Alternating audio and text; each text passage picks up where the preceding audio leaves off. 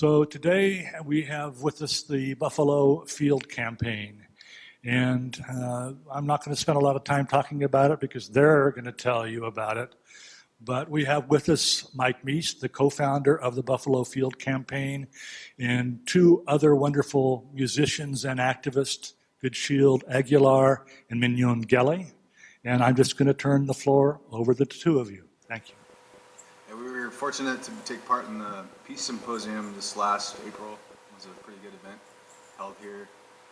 I finally got to meet somebody I always wanted to meet. Actually, his name is John Perkins, so he was out here for that. And got to hang out with him for a couple days. Pretty cool guy. That was a lot of stories. It doesn't seem like that was too long ago. It seems like we were just here. But yeah, we've been touring, doing this West Coast tour. This is about our third week, I think. We do this every fall. Every fall we go out, and usually we start in the north in Washington State and then work our way down to Southern California. But this year we did it reverse. We started in Southern California. And I've been doing this for 11 years, touring in the fall, and then I go out to Yellowstone in the wintertime and volunteer out there. And this is Mignon. This is her second year actually doing the full fall tour, yeah. So I think I'll start with some music. Yeah, this is what do you put on? Okay. This is a song called Fly High, Fly Low.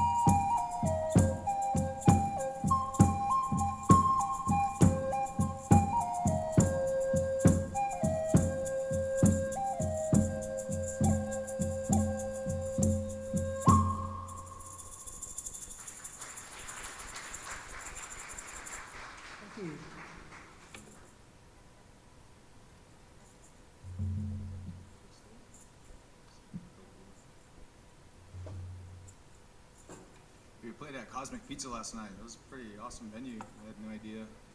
Walked in there and it was like Chuck E. Cheese, but without all the video games and all that. It's a huge, huge area.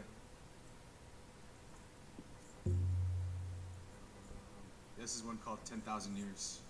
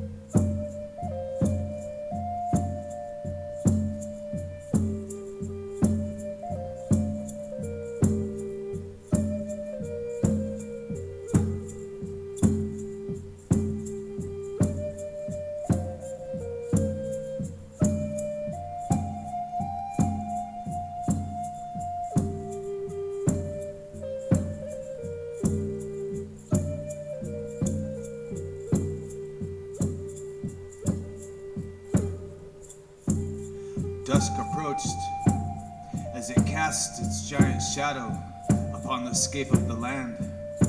The sun bade good night as night prepared to settle and rest for a while. And I sat to learn of night and forgive the day of its transgressions.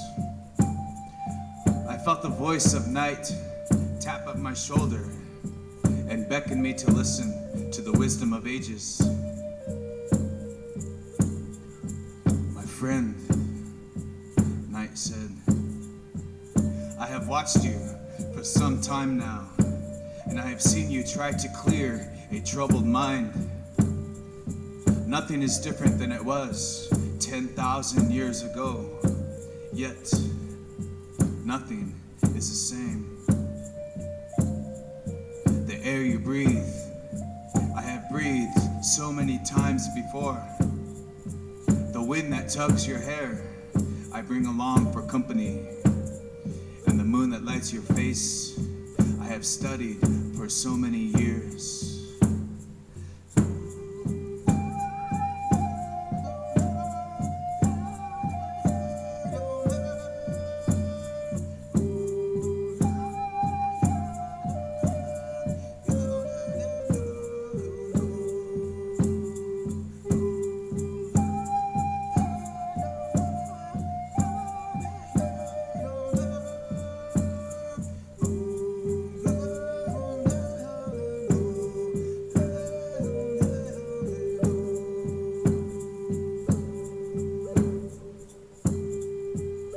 Awake,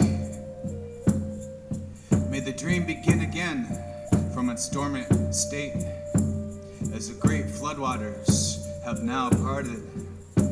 Rebirth is imminent and turbulence inevitable. But it is the way of creation and perpetual balance, chaos and beauty. Awake now and carry the responsibilities of endlessness. Messengers of timelessness, carry the dreams of the past, for they are the voices of our ancestors who belong to the future.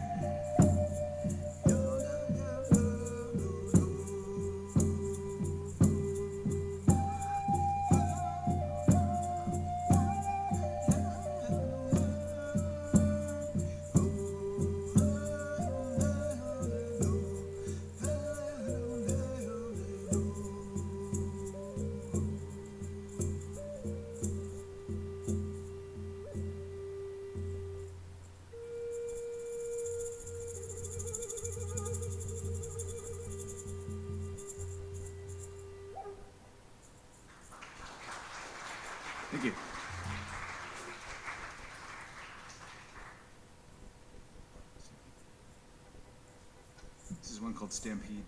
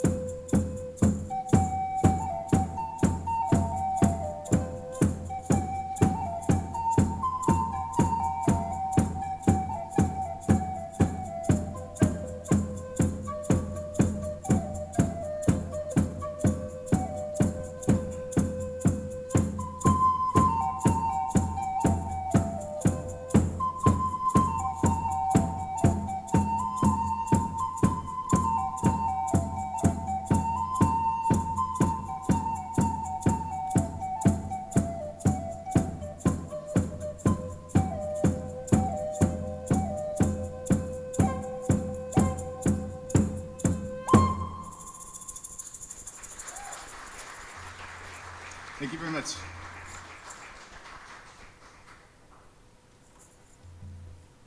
do one more.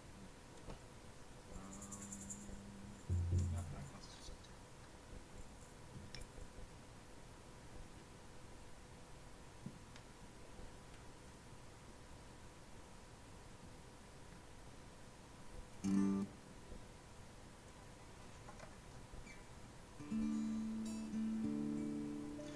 Here's a song called Ekta.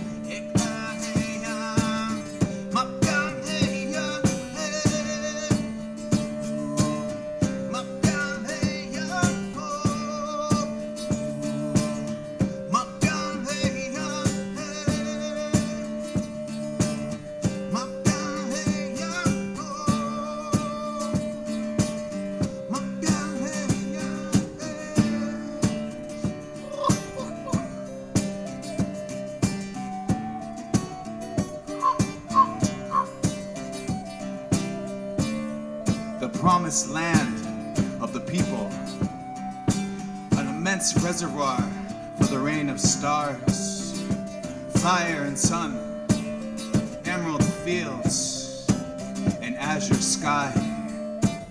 The land is the alpha of the four winds, where heaven and earth become one. It's God, it's the sun, marching westward on blue peaks, and through a mirage of crystal, through its beautiful reflections, our people march on.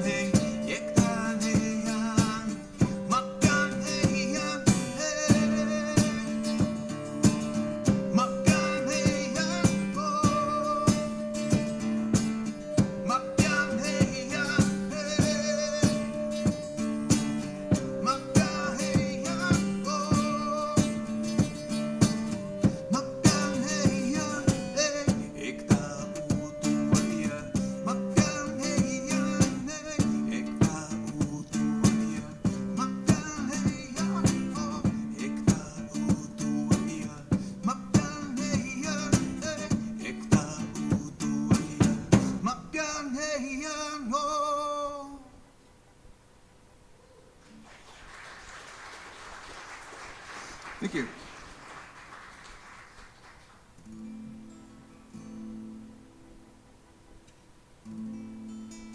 This is one called Heresy.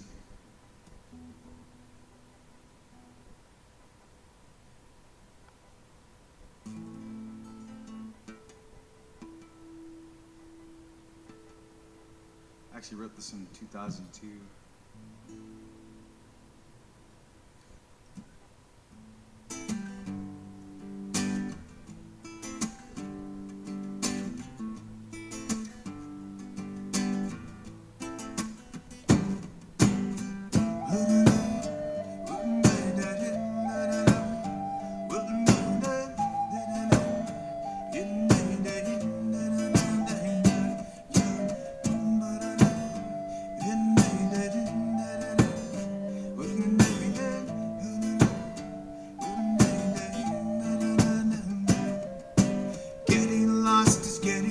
But what does it all mean? Taking time to practice what you preach. It's fading now into oblivion. When frustration turns to hate, then we're all done. Then we're all done. Heresy.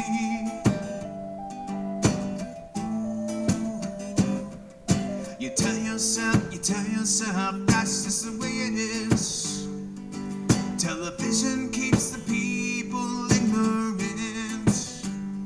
Talking about the boogeyman in the sand in a foreign land.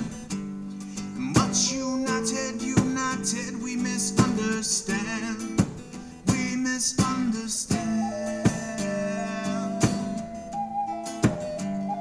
Heresy.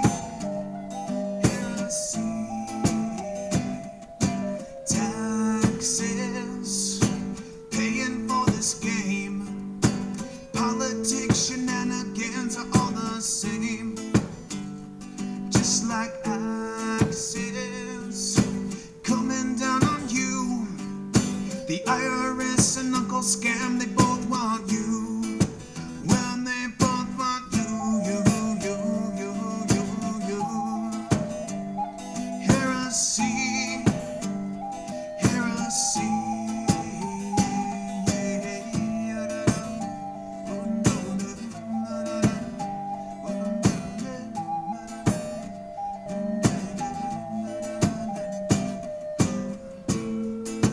War cries, sounding the arrival of yet another conquest. The arrival of those who would attempt to eradicate and erase the natural world, to feed the hunger of a merciless appetite. The elite crusading and conquering in the name of his God and tainted glory. In the name of progress and his story, manifested and executed with psychological and biological warfare. Crusade and conquest take the place of invasion and genocide as his story continues to be watered down and bottle fed to the masses. You tell yourself that's just the way it is. Television keeps the people ignorant, talking about the boogeyman in the sand in a foreign land. But united, we misunderstand. We misunderstand. Heresy, heresy.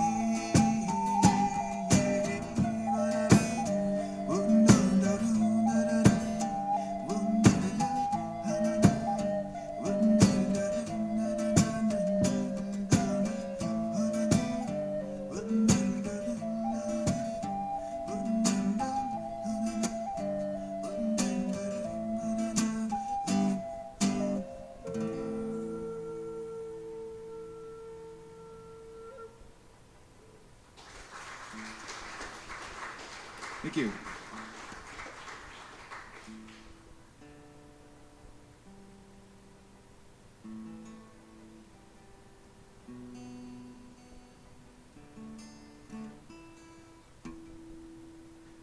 This is more of a fun song here. This is called Bird's Eye View. We have a band actually called Seventh Generation Rise. We're out of Humboldt County, California. This is a song that we usually play with our band. It's called Bird's Eye View.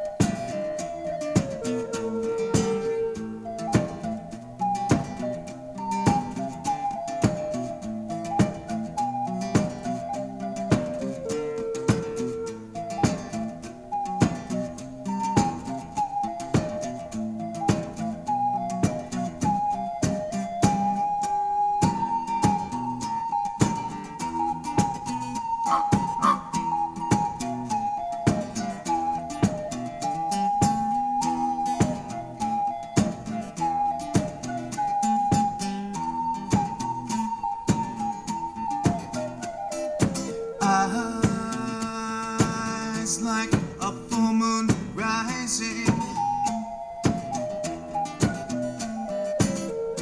hypnotizing and serene. Let's dance in constant motion,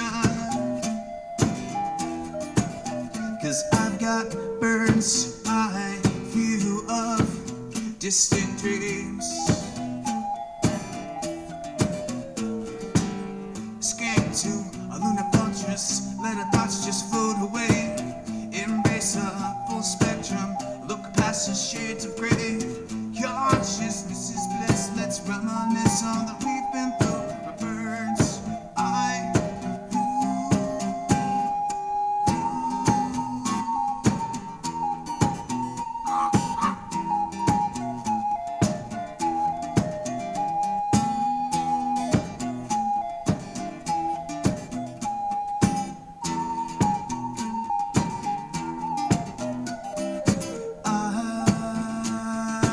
eyes like rolling thunder. It's no wonder this dream has no end. There's more than just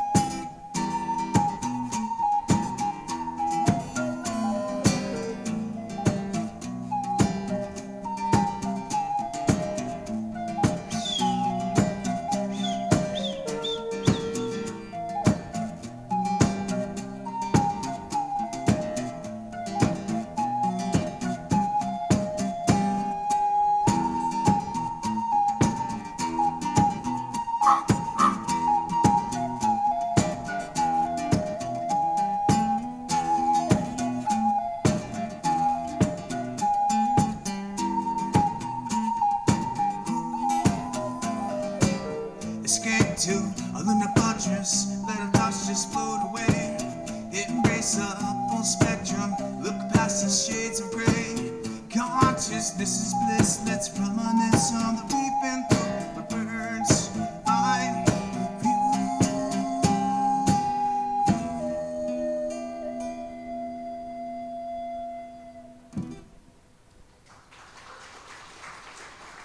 Thank you.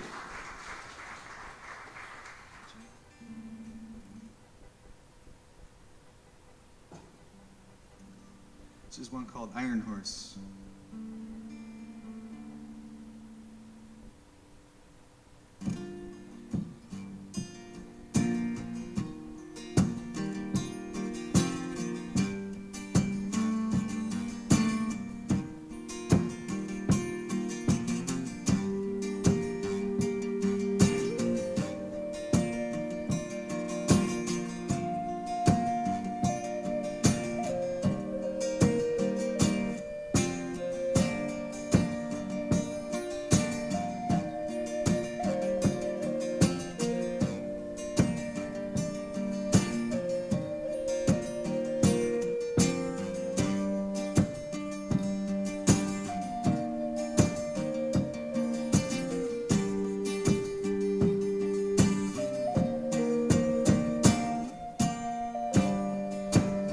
Transcontinental conspiracy, conspiring to starve out the last of the so-called resistant hostiles from out of their snake holes and fading memories in between. Systematic railing, paving the way for the machine with no mercy, pumping our life into the heart of destiny's forsaken conjuring. Iron Horse, forged straight from the pits of hell. 666, crucifix, finding necessity in imposing the will of God, with manifest destiny at its reins. Reigning over us, wielding a 666 crucifix.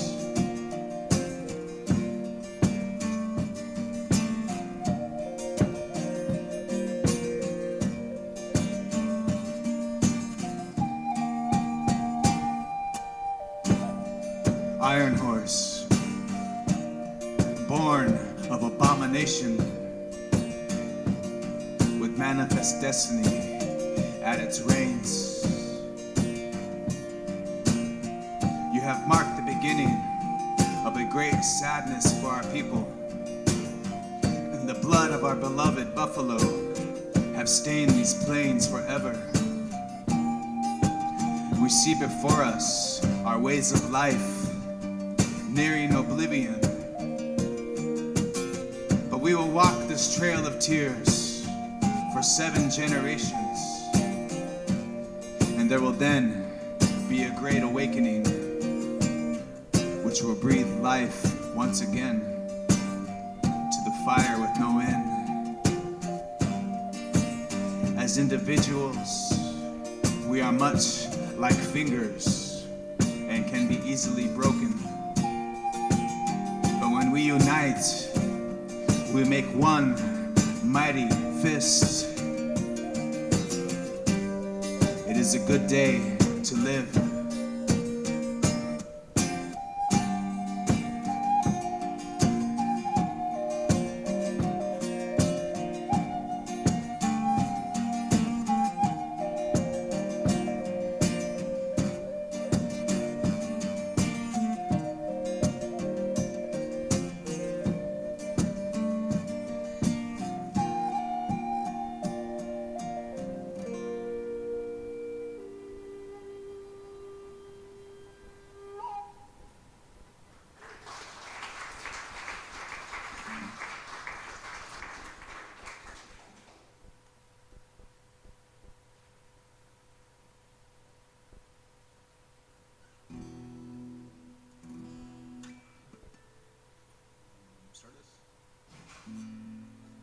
This is a song. This is actually a really old song for me. I wrote this a long time ago. I'm actually 37 now, so I probably wrote this when I was 21. This is called Stardust.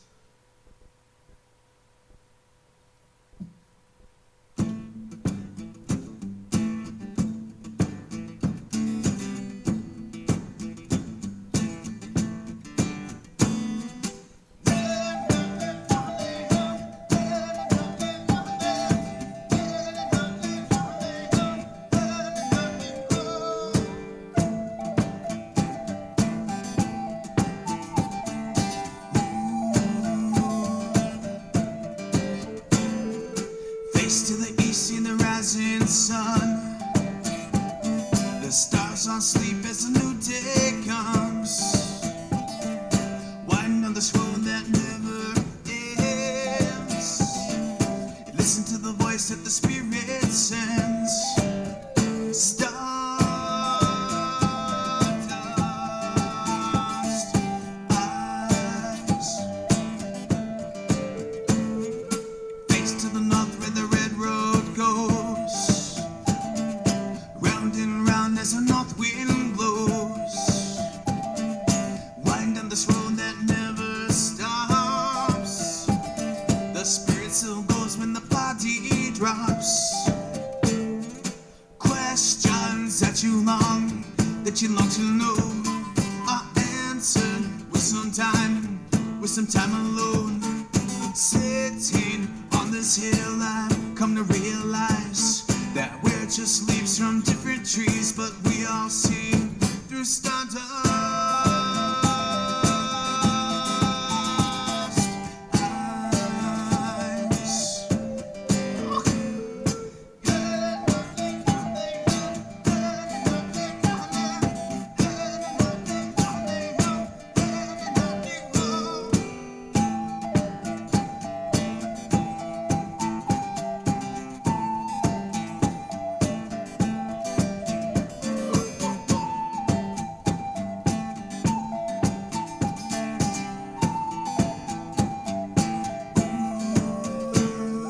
Face to the west where the sun goes down, as stars emerge from all around. Wind down this road that never stops. The spirit still goes when the body drops. Questions that you long to know are answered with some time alone. Sitting on this hill, I've come to realize that we're just leaves from different trees, but we all see through stardust.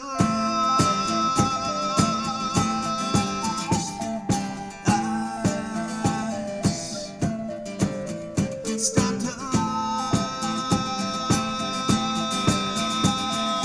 Eyes.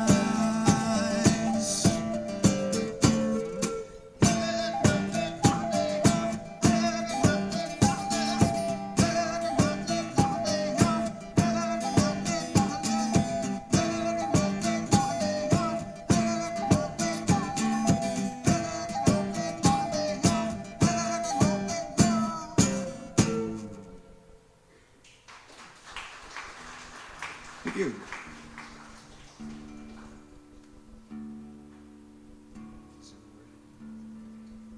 Notice some younger college students just walked in. We're gonna. College prep. Yeah, we'll play this song. We do a lot of events for schools, elementary schools too, and, cultural presentations. So this is one that the kids usually like to jump around to. This is called Zulu Warrior.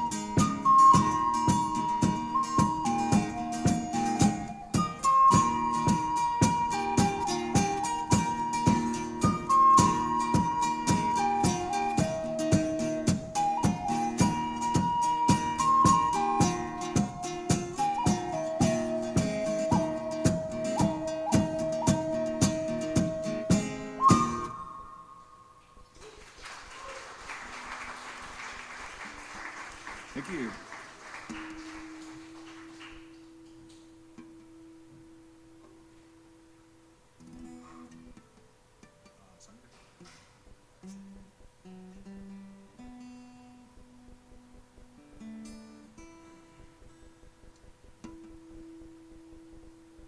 So it's called Sangre y Oro. I actually wrote this one in Spanish.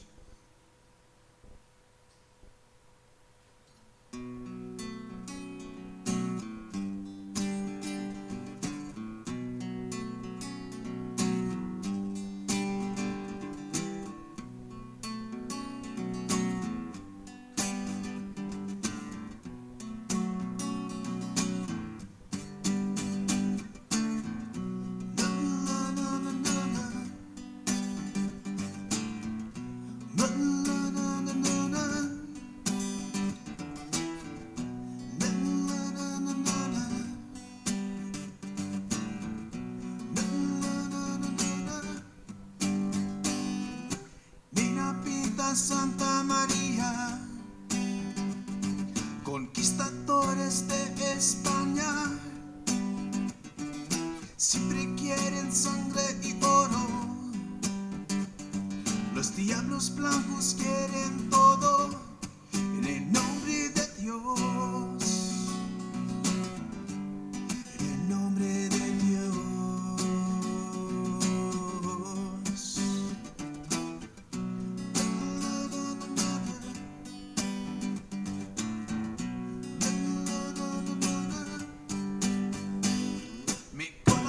Está en la tierra,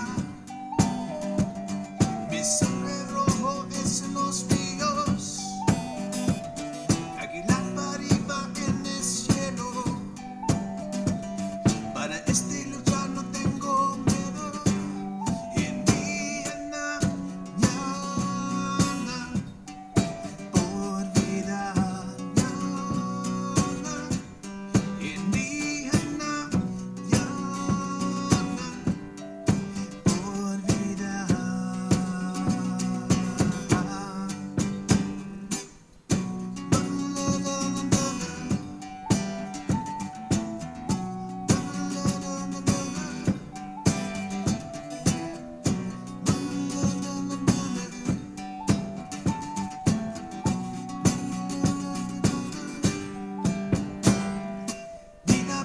Santa María, conquistadores de España, con el cruz de Cristo en sus manos y armas en el otro lado, en el nombre de Dios, sangre, en el nombre de Dios, sangre, en el nombre de Dios, sangre.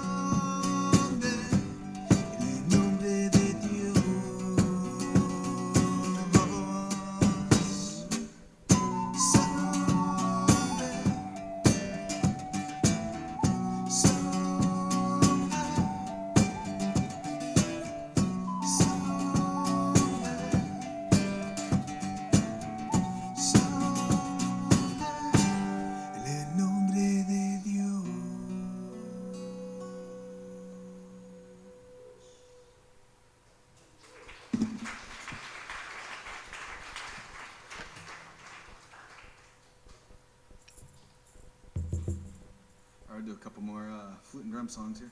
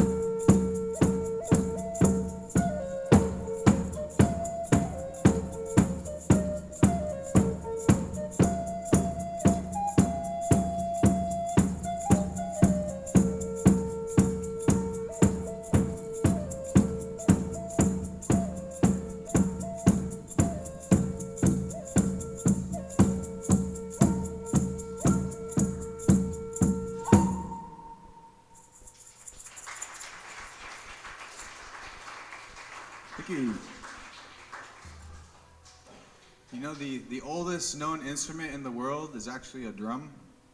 In Lakota, we would call this a chanchega, a chong.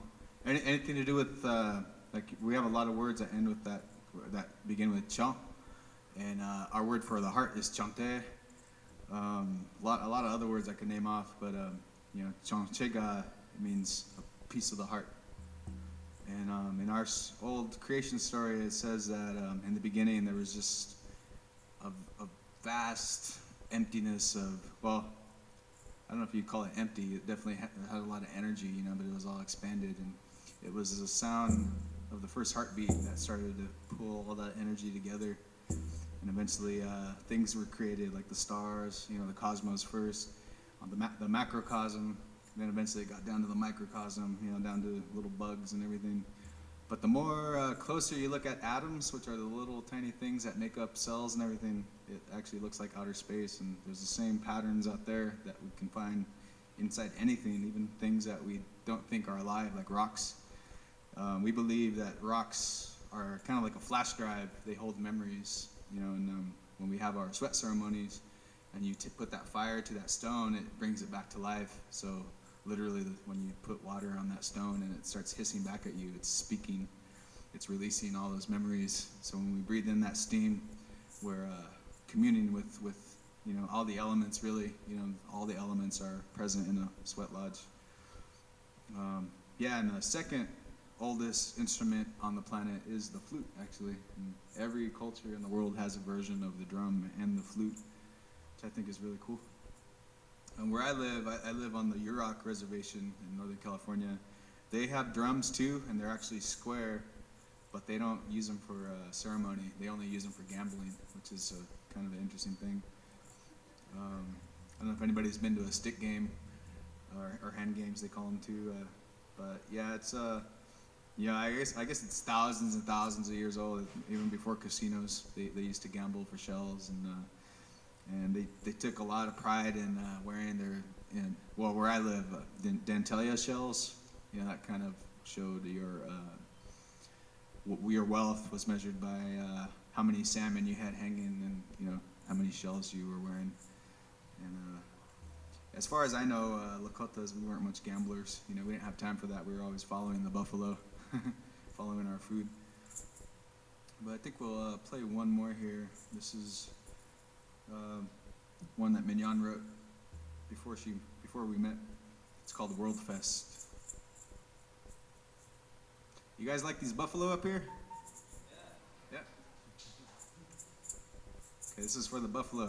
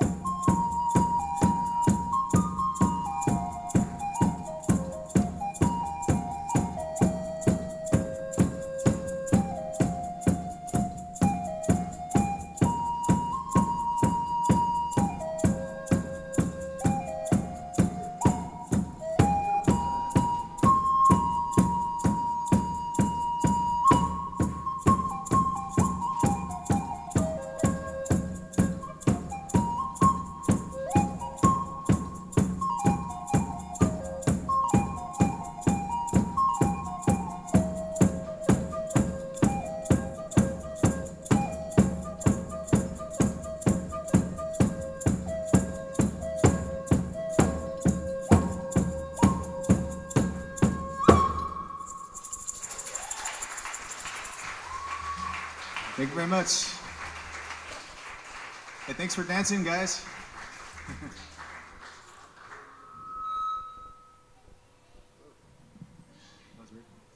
This is Mignon Heli on the flute.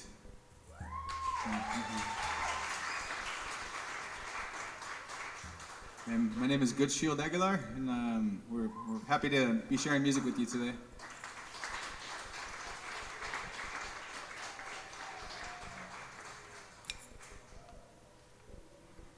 And we're going to share something that's kind of a situation happening in Yellowstone. All right, thank you guys for being here. The Buffalo Field Campaign has been in existence for about 17 years now. I think this is the 17th year. And Buffalo Field Campaign are a grassroots organization who are out there in the field all winter long, making sure that these buffalo, we can't really physically do anything to stop what happens to them, but all we can do is videotape, their harassment and the killing of these buffalo, and just travel like we are now, and share with as many people as we can what's happening out there, but more importantly, what we can do to help stop this from happening. Unfortunately, like I said, it's been happening for 17 years now, so it's there's some progress. I mean, it's like with all activism, you'll take 3 steps forward and then you have to take 2 steps back. That's kind of how the situation's been for the last almost 2 decades now. It's hard to believe it's been that long, but anyway, I'll let the man himself tell you the stories. That he lives there year-round. He's the co-founder of the Buffalo Field Campaign. His name is Mease. Thank you all for coming. I want to start things out with honoring what a beautiful place we're in, the Longhouse. What an honor it is to come and get to speak here, and the tradition and ways that come with these types of buildings. Very honored that you allowed us to give our presentation here. I'd also like to thank Stan Taylor and the Lane Community College and the Lane Community Peace Center for bringing us here and allowing us to share our message with you. And I'm going to start today with talking about Good Shield Zonti and the other co-founder of Buffalo Field Campaign, Rosalie Little Thunder. On August 9th, she left this world and now educates us and guides us from above. And Rosalie was pretty instrumental in obviously all this starting, and her and I had the honor of getting this vision to have wheels and be a reality. And one of the first things Rosalie ever said to me that has stuck with me all these years is she's like, Mike, I come from a tribe that calls itself Tatanka Oyate. And the closest that translates to your language is the Buffalo Nation. And these animals that you feel so compelled to protect and fight for their rights aren't animals to me and my people. They're our relatives, and that's how sacred they are. And then obviously when working with the buffalo, you can't selectively just pick one tribe and call that your alliance. The buffalo are sacred to all the Plains tribes and very important. And as I get the honor of learning new words and education of different tribes, it really opens my mind and my wisdom of just how sacred, just how important these beautiful beings are and what they mean to so many people. And we have a brother named Jimmy St. Goddard, who's a Blackfeet brother, who's located right up by Glacier National Park by the Canadian border. And the Blackfeet word for buffalo is aniwa. And the closest that translates to English is everything. What a concept, huh? That one animal by a tribe could be labeled everything. And what that means, what that comes with. And it's just quite an amazing, just words and how they work. We've also had the honor of being blessed by some of my mentors of my life. And one of those mentors, this thing's kind of acting funny, but I hope you guys can deal with it, is John Trudell.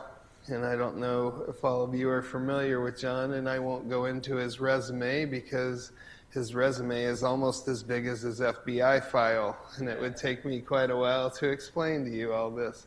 But just a couple points I like to always point out when talking about John is he comes from a time when I look at kind of like the forefathers of our environmental or social change movement was going very strong.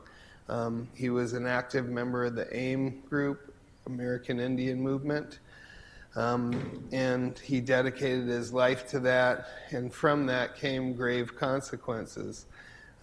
He also is a phenomenal spoken word artist. He's performed with like Jackson Browne, Bonnie Raitt, all kinds of famous singers. And back in the day, he took part in the occupation of the Bureau of Indian Affairs building back in Washington, D.C.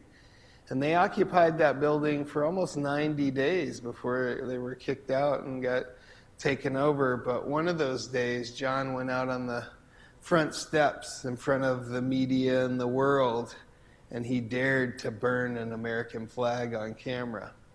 Well, within 24 hours, his home on his reservation was burned to the ground. And in that home was his wife, his 3 kids, and his mother-in-law. And these are the people that paved the way for activists like me to have it a lot easier. They paid a dear price that a lot of us cannot even fathom. They still lock people away. They still throw them in jail for political prisoners. We have a lot of great people resting in jail for their words, their actions, their voice for change. But I just think it's important to respect and honor that time and those people that, it's like the Black Panther movement. Most of the Africans are still in prison for their actions too, and it was just a mighty time. Well, we did our presentation and our music about 3 years ago, and John gave a little talk, as his wisdom-filled ways are, and he went home that night and he wrote a poem called Buffalo Wild. And he gave that poem back to us as a gift. And first off, he gave it to Good Shield and Mignon, and they took his very powerful words and made the words start to dance and move with their beautiful music. And then, unfortunately, they gave it to me. And I turned it into a depressing video. But I think this video really shows you what happened to the buffalo throughout history, and it's a quick 4-minute way to just share with you all what these poor sacred beings have gone through. So this little piece is called Buffalo Wild.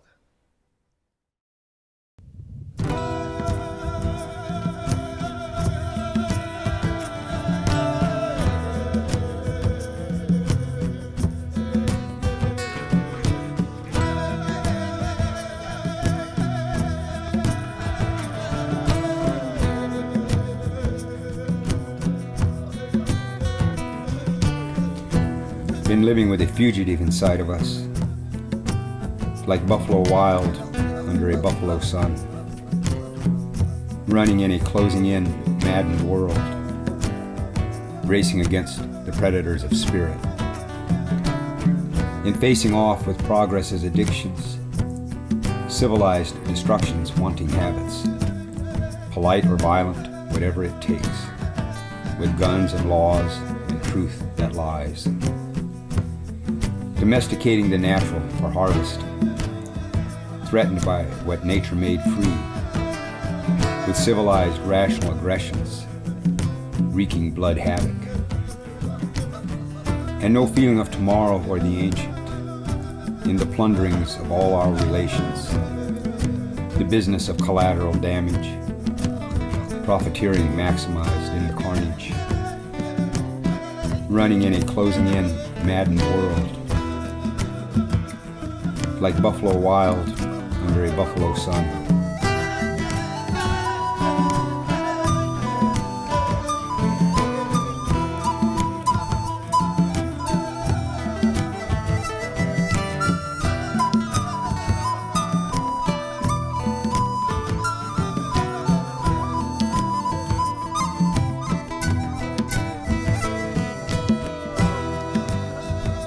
Sacred living reduced to looking to escape. Buffalo wild needing a buffalo roam.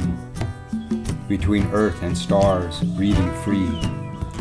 Following the future through the looking glass. Ancestor prayers praying to the buffalo spirit. Been living with a fugitive inside of us.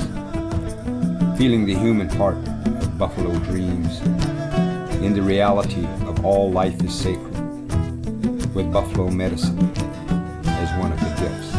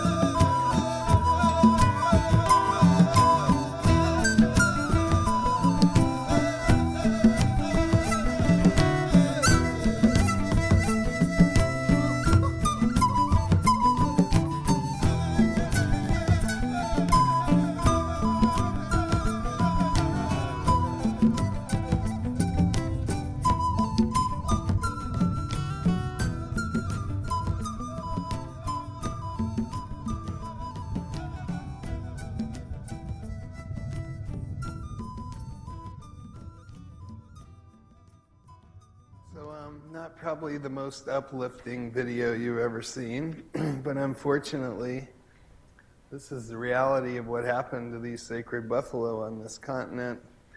When I refer to the white conquerors, I always refer to us as coming over and just decimating this country, you know, tearing up everything that was to make it everything they wanted it to be. And we all know the history that 30 to 60 million buffalo used to roam continent North America. It's one of the few things that they were very honest to us about in our textbooks and our education and our upbringing. What ended up happening was they killed off these massive millions of herds down to what they believed was 23 animals left. And at that point, they decided, hey, we better maybe do something about this. And they initially sent out the U.S. Cavalry to stand around them and protect them from poachers that might come in and get them. And finally, Theodore Roosevelt had the vision and foresight to start our national park system. And with that, he started Yellowstone National Park, and that was the first park, and it was solely set up to protect the last wild buffalo. Now, you see around the United States, there's bison or buffalo in every state. There's about 600,000 of them now. But what you don't know is of these 600,000, less than 10,000 are genetically pure in what we really call buffalo. The rest are beefalo, and they're mixed with the cattle bovine gene, and you can't physically look at them and tell the difference because they all look just like buffalo. But their genetic makeup is what makes these Yellowstone herds so unique and sacred. Now, of these less than 10,000 that are genetically pure, the only ones that aren't caged in, living behind fences and fed hay and treated just like all other domestic animals are the Yellowstone herd. And that's why we've chosen to stand our ground to fight for their rights and to make sure that they exist for future generations to honor and have them in their life as well.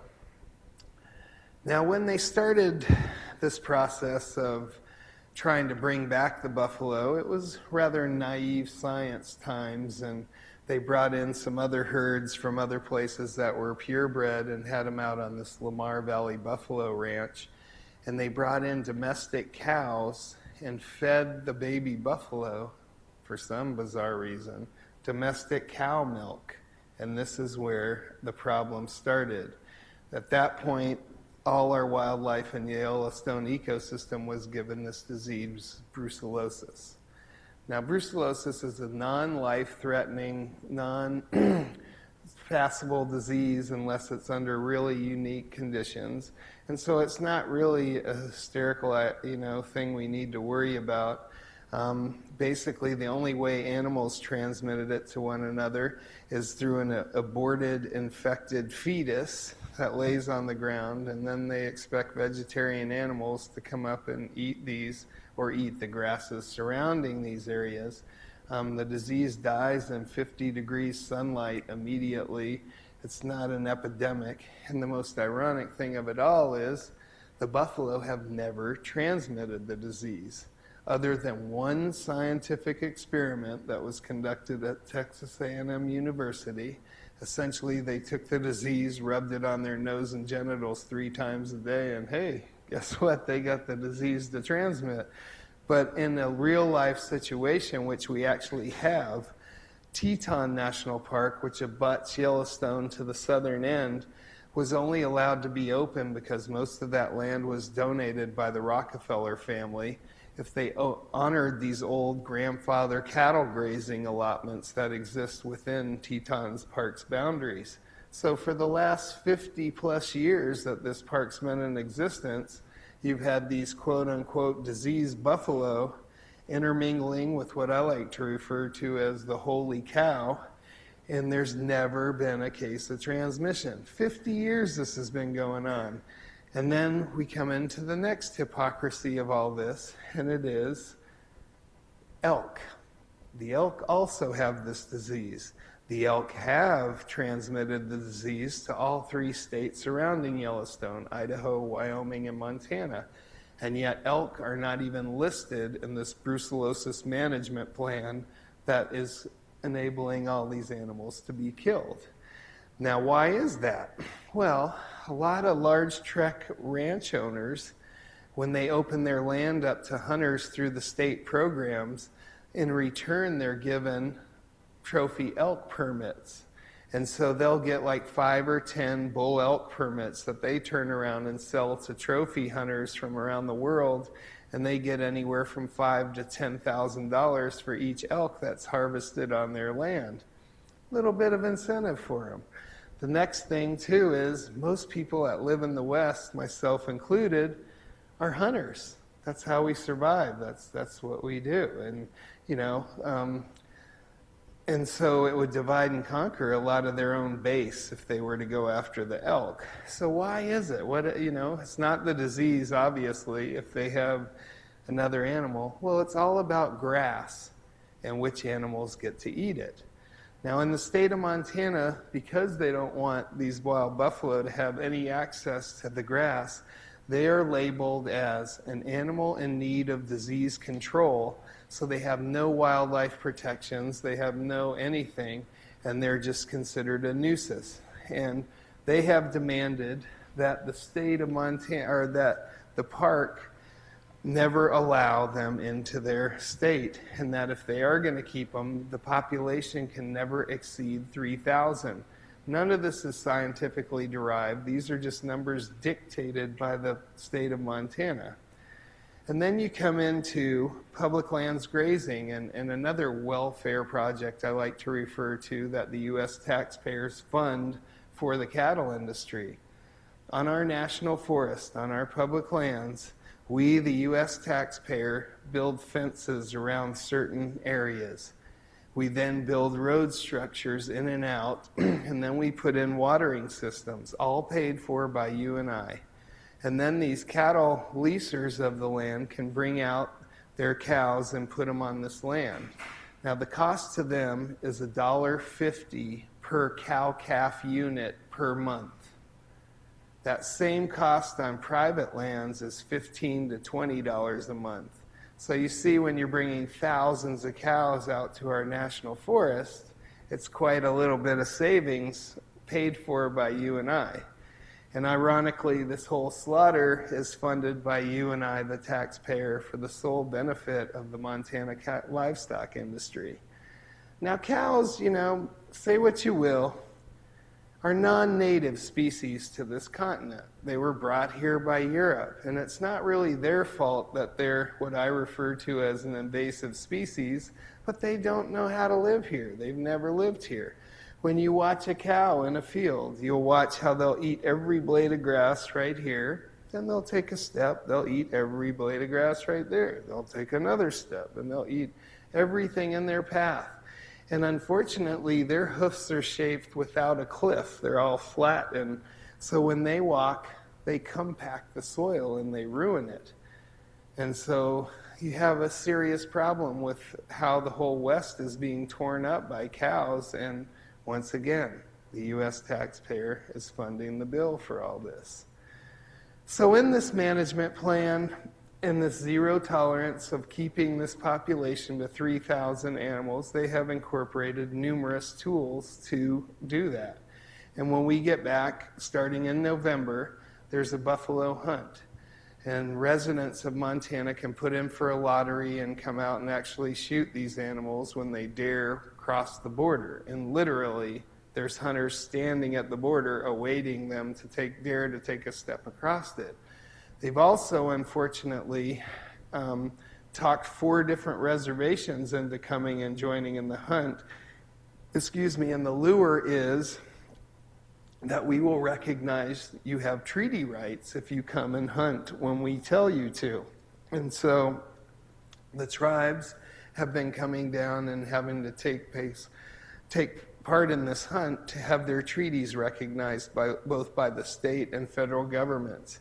Now, the sad reality is a lot of them don't come out in the winter, and most of them come out in the spring. And they're hunting all the way up until mid-March.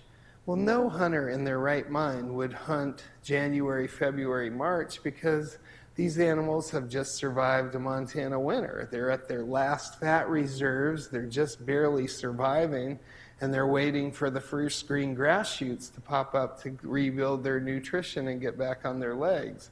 Also, the mama buffalo are less than a month away from giving birth, and they're at the very end of their gestation period. Once again, not a good time to hunt, but just because the treaties won't be recognized if they don't exert their treaty rights, Native Americans have been forced into participating into this deal. So after that occurs, then last year they wanted to kill 600 plus buffalo. That was their goal. So the hunt only killed about 300 of them. And so what they ended up doing was inside Yellowstone Park, located 1.5 miles inside the border, is what they call the Stevens Creek Capture Facility.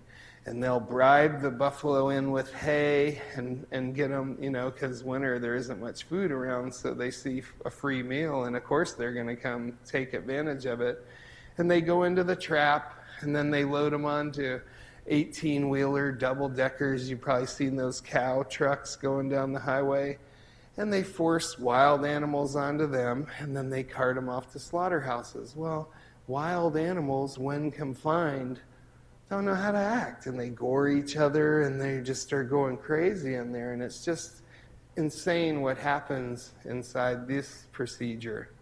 And then lastly, and this is mainly because we've been out there with video cameras making them liable for their every action by documenting and showing the world what's up. They have developed this new technique that's called hazing. Now, hazing by definition means moving something from where it wants to be to where you want it to be in a very forceful fashion. And in this case, with your tax dollars, they're using helicopters, ATVs, 4x4s, four-wheelers, horses, basically anything but their feet. And they run these poor animals for up to 15 miles a day. And once again, this occurs in the spring where these poor animals have just survived a winter. The moms are literally either having their babies, sometimes in the middle of hazing operations, or these babies are 1 day to 1 week old, and this is their introduction to life. So this next piece I'm going to show you is called the Buffalo Trail of Tears, and it basically just shows this hazing process. And it's definitely a little gory, but it's not as bad as the last one. And but there's no way I could describe this to you. And once again, you're talking about the Yellowstone ecosystem, the last fully intact, and the birds are migrating back, and it's just the wrong time for anything like this to take place. Not that it ever should, but this is it.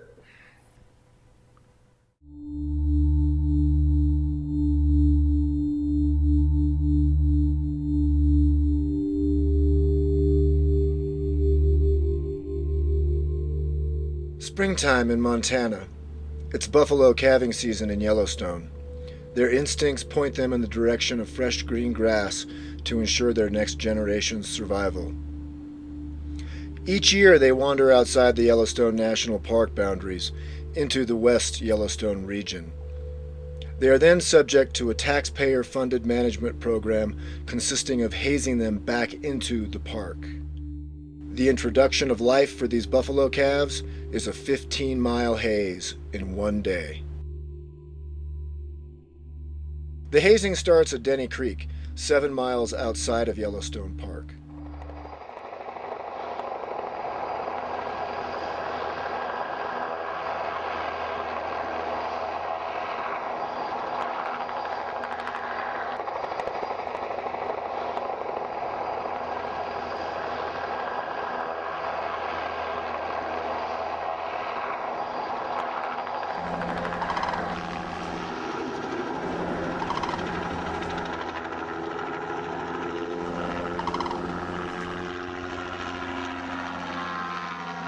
In natural situations, bison take care of each other.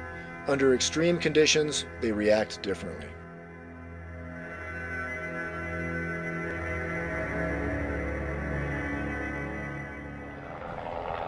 The hazing operations not only affect bison, but the entire ecosystem.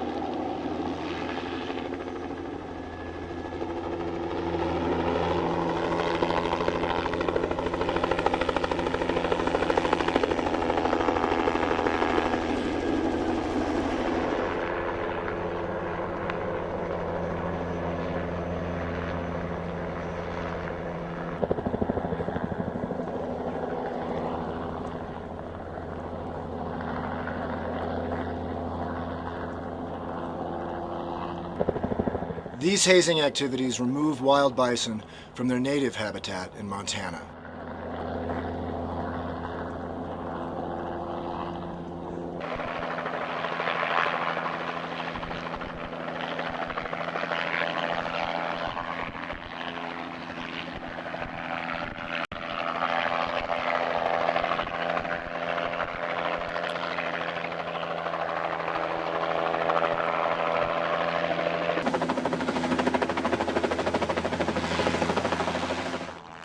These families of bison and their newborn calves are pushed through harsh terrain.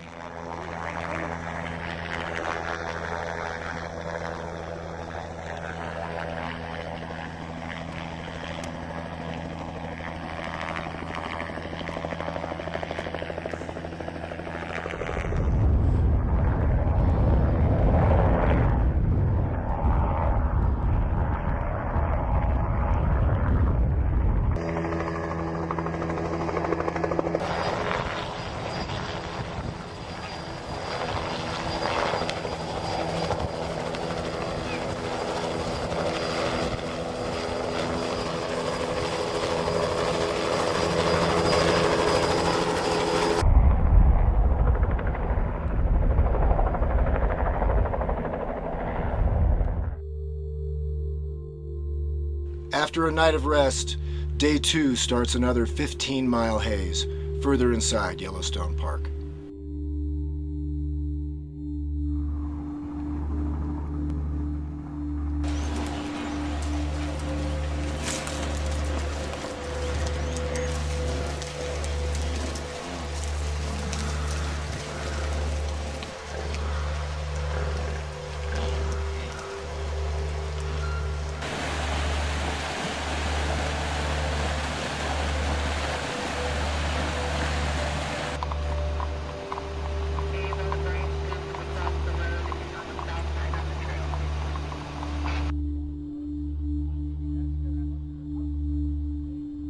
Events like this are executed numerous times every year with your tax dollars.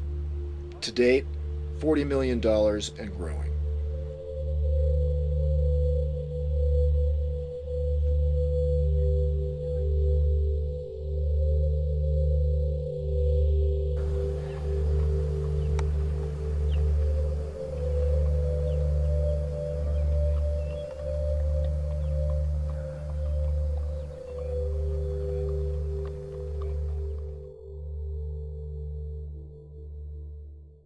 So, what other animal in the world would we treat like this?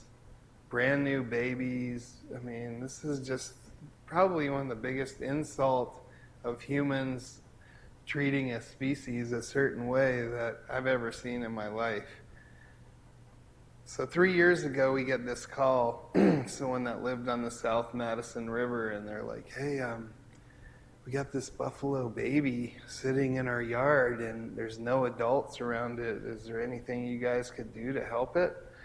And it was later in the day, and so we sent a couple people over to kind of investigate and see what was up. And sure enough, they got there, and there's this little calf all by itself, no one around, and it had a little mark on its neck here. And odds are, we don't really know what happened, but when you watch this kind of footage and you see what they go through, they run them through a lot of barbed wire fences. And it could have easily got hit and stopped, and obviously the helicopter keeps going with the main herd, and this little calf's all by itself. And a calf in the Yellowstone ecosystem without any adults around it has a 0% chance of survival. So we were like, well, sir, if this calf survives the evening, we'll come over tomorrow and try and do something to try and protect the little guy, And so the day went by, or that night went by, and we got a call that next morning, hey, the calf's still out here, survives, and can you come over and do something? So when Department of Livestock show up into town, they don't live there, so they're there to mess with buffalo. That's all they ever do. And they're busy hazing on Highway 287, and so 4 of us were able to sneak around and kind of get to where the little calf was, and we go up to this little guy, and I get down on all 4s, and I crawl right up to it, and I swear our heads were like this close together. And I start grunting a few buffalo words I know, and could kind of see this little guy easing up, and he hadn't been around anyone that treated him like this in a long time. And then as we tried to implement our plan, another guy's sneaking up with a blanket to try and throw it over him, and he steps on a rock, and the little guy heard it and looks up, and all trust is out the window. This guy's jumping around, running. All 4 of us are trying to catch it, and to no avail, and it keeps running around. Finally, it jumps in Hebgen Lake, and it starts swimming out. And of course, I don't know what this little guy's thinking, but I'm sure he's like, I am not swimming across this whole lake just to get away from these dummies. So he turns around and he starts swimming back to shore, and that's when he's vulnerable. And I go up and I'm able to pick him up and get him up. And about that time, they look so tiny and cute and cuddly, right? You start to realize this guy weighs a little bit and he's wet. And so about that time, I realized I'm about a quarter mile away from the truck and start walking this guy back. Get back, finally put him in the truck, and then he's running around scared for his life. I'm scared he's going to injure himself just being back there, so I hop back in and set him on my lap, just kind of petting him and comforting him as we slowly meander 20 minutes down this dirt road to get to what we had thought was a good idea. So we pull up besides 5 moms with 5 brand new babies sitting on the side of the road, stop the truck, let down the tailgate, let the little guy out. And it first starts, he's walking this way, and all the moms and the babies start walking this way. And it was pretty obvious that our presence was playing an impact on the situation. So we all jumped in the cars and we left the scene. Well, I came back like 3 hours later, and they had moved 2 miles downstream, and I finally found them. And went out to them, and bedded down was 5 moms with 6 babies. And so they had taken them in, and hopefully that little guy had a chance to live. So to date, we've had over 5,000 volunteers come out and stand with the buffalo. We also offer college credit for internships in case any of you guys are looking for something to do sometime. We'd be honored to have you. And basically, we're with the buffalo from November until June when they're in trouble. Because basically, June until November in Yellowstone Park, we have 3 to 5 million people come to see these sacred buffalo, and so they don't dare kill or harass them when all the tourists are around. And so we basically stand in the field. All the footage that you saw today was shot by volunteers at the Buffalo Field Campaign. We also have still photos and everything. And that's our goal first and foremost, is to be with the buffalo when they're out of the park and in trouble. And whether the hunt's going on, whether the hazing's going on, or whether the capturing's going on, we're there for the buffalo, bearing witness, letting them know that what they're doing is wrong, and hopefully making change in that process. We also work in Washington, D.C., where we have a guy that we call our policy coordinator go out there, lobby to get bills, try and get stuff in riders, trying to get them some lung protection.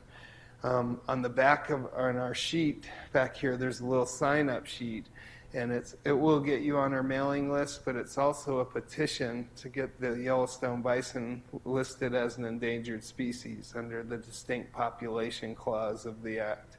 And so if you guys sign up on there, that would help. We also work locally in our state. Of course, that's like banging your head against stone bricks or walls, but we do it nonetheless. And thank goodness our state legislature only meets every other year. And unfortunately, we're coming up on the other year. They reconvene in January. But last 2 years, they had 11 bills that were all anti-buffalo, just the most disgraceful things you've ever seen. So we figured this round in the session, we wanted to be more on the offensive.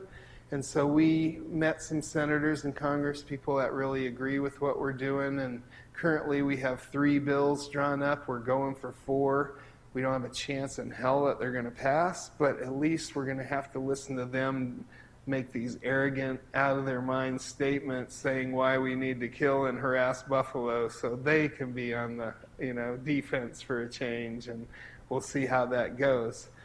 And then, there's a time when you just kind of feel like you're banging your head up against the wall. You've tried every legal avenue. You've shown, like you saw that one picture where we got some video of a grizzly bear in the middle of the haze.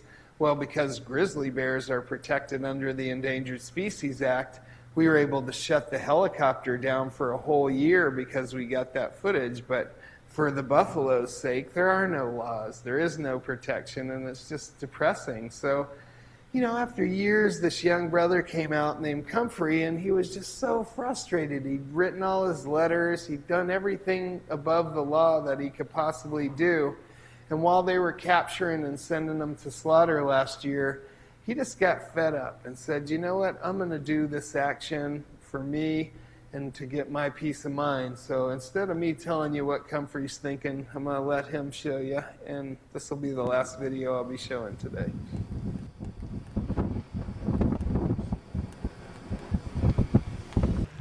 Working with BFCs put me in a lot of interesting circumstances where I've watched the constant harassment of buffalo, from capture and slaughter operations to a hunt without habitat, and then the physical removal of bison from the landscape with horseback riders and a helicopter. And during that time, it's left me feeling kind of helpless, where all I could do is document. The other day, I decided to take a more direct action and blockade the road to Stevens Creek Bison Trap Facility with a 55-gallon drum filled with cement and all kinds of other fun objects for the Park Service to remove me. My intentions were to prevent entry to the trap of trailers to transport America's last wild bison to slaughter. and interrupt business as usual at the trap. I was arrested for disorderly conduct, breaking the bison management closure, and interfering with an agency operation, all of which were a willing arrest in a civil disobedience setting, because I felt like legal advocacy wasn't having any effect, so I wanted to take a more direct action to what I saw was a root of the problem. All right. So, pretty strong young brother, and unfortunately, he kind of tried to make a plea or a bargain agreement with the judge for what his sentence was going to be, and he emphasized he would rather sit in jail than to have any restrictions placed on him. And the agreement was made, but when he went to court, he threw it all out and said, "Oh, I see you want to go to jail, so what I'm going to do is I'm going to ban you from Yellowstone National Park for the next 3 years." Now, you can call this whatever you want to call it, but I'm giving him the credit. After Comfrey did his action, not one more buffalo was captured or sent to slaughter this last year. And so... So the buffalo have a lot to teach us, you know, and not every day when we're out in the field is this miserable hazing and horrible stuff. A lot of days we're just hanging out with buffalo and learning and listening from them.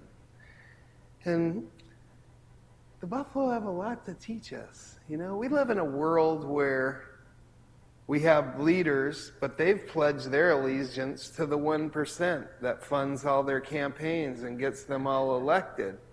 They don't care about us, the people. They just care about their next election and making more money. The buffalo have leaders too, but their leaders is to take care of everyone in the herd. And everyone in that herd is just as important as that leader. And that action speaks all the time when you watch these sacred animals. How they always work together, how when there's danger, they put their babies in the middle and form a circle and protect everything from the inside out, or from the outside in.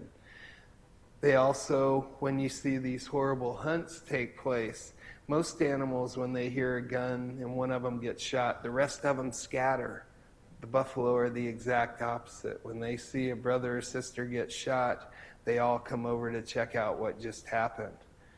When they find out this one was injured, first they all go down and they try to lift her or him up. Then they realize that they're passed, and then you'll see everyone in the herd come over and form a circle. And they have what has to be a mourning or a passing on ceremony for their past brother or sister. And once again, it just shows you, you know, all too often in our world, they try and tell us animals don't have feelings, animals don't have compassion, animals don't have thoughts. Well, anyone that spends time with animals knows that's the biggest BS you could ever hear. So another thing too, like you see the buffalo walking through the thick winter snows of Montana, and they always walk in single file.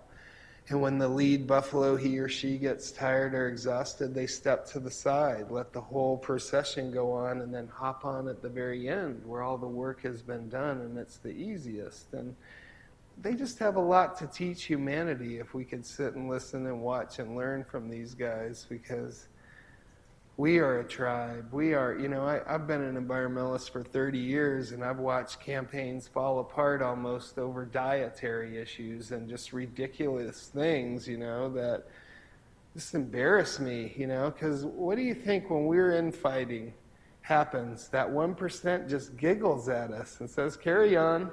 You'll never get to us when you're fighting each other." And there's a lot of isms and schisms that try and drive us all apart, but the buffalo are teaching us diversity is our strength. Diversity is our luxury, that we don't all think the same, that we're not all the same. We can come up with better ideas when working together. And every night at our food table, we have locally harvested wild game. locally harvested fish from the rivers and streams. And then we don't have any factory farm because we understand the cruelty of that, and that's not the right way to go about it. We cater to a vegan diet, and as the world turns, I'm learning about diets I didn't even think could have existed, gluten-frees and this, but we cater to all those so that we can live in a community again. And all too often we lose our directions because sometimes people come into the communities with their own agendas and they want their agenda to supersede everything else. Well, at our camp, the buffalo supersede everything else, and the buffalo are our focus. We still have to learn how to treat each other right, and that's always a process when living communally, but if we can't live with one another and treat each other right, how do we have the right to respect the buffalo and represent them? And that's how we try to work and operate. So I invite you all to come visit or come listen, learn from being a part of it. We ask people to do 2 weeks, but if you're in college, we certainly would make a change if you came out on a spring break or something. We offer internships in many ways to be involved, but first and foremost, the reason we feel this is going on, and our footage has been on every major network. We've definitely done all we can in their media, but we have to be our own media. We have to be our own voices. We have to create the change from all of us being that educator. And so we have produced a bunch of newsletters back on the table back there, and I ask that everyone grabs a handful, takes them to their favorite coffee shops, doctor's office, wherever you can think, or just share them with your friends. But as we say, spread the word to save the herd. We also have free copies of our DVD here, this one that I've shown you, and obviously there's lots of more stuff on it. And if you guys want those, please take it for free and show people. If you have any community, these guys are doing a great job and a great service of videotaping this tonight, but community access television channels will always air it, if you have any connections that way, and just share. And then this beautiful music that we heard tonight, Good Shield and Mignon honor us every year by doing this speaking tour with us, and they don't receive any kind of payment at all. The only way they make any money is selling their CDs and Good Shield's artwork. And so if you can, please donate that. And as we've been told, and I just need to emphasize, we also have merchandise and things back there that you can help support us as well, T-shirts, calendars, but our emphasis is more, please take the newsletters and the DVDs and help educate. But if you do want to help us financially in any way, just to respect the reverence and the sacredness of this place and this building, we've been asked to do any money transactions outside of here. So if we can just respect that, I think that's a good way to do it. But, there's so much going on in the world. There's problems every way you turn your head, and I know that Eugene is a very activist-oriented community that does a lot of great things, and I'm not just advocating for the buffalo. I think we're in a time right now that we need to take things into our own hands. We have to work together within our communities, find our passion, and fight for what's right so that we can leave something for these kids that are coming up. I'm embarrassed of what we're doing to this earth on my time on it, and I want to be honored and happy about something I left the children. And so I just ask all you guys to look within your hearts, find your passion, and find what direction that takes you in life. But find something and do something, because we have to be the change we want to make. The government, our leaders are not going to do it for us. So I thank y'all for taking the time to listen to me today, and thank you all.